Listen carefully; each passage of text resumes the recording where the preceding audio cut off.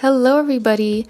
Today I'm going to be starting my bite-sized essentials tutorial series where I'm going to be covering essential, easy techniques in various Adobe softwares.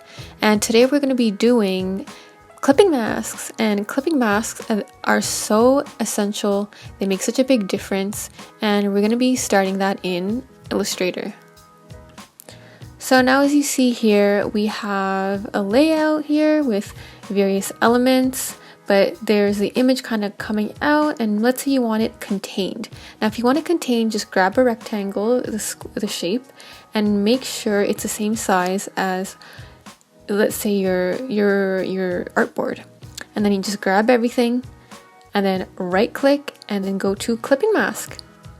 And then there you have it. Everything is contained within that rectangle. Super easy and keeps everything very clean. And of course you can double click and move around the parts if you want to, let's say, change it around a little bit. And yeah, this is a technique I use a lot. And now let's say you want to have an image within a certain type. Also super easy, clipping mask.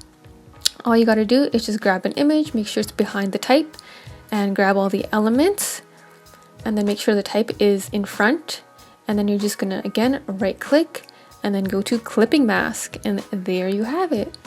And if you want, again, you want to show a certain part of the image, you can double click and move around the clipping group. And now let's say for example you want to have a gradient in your type.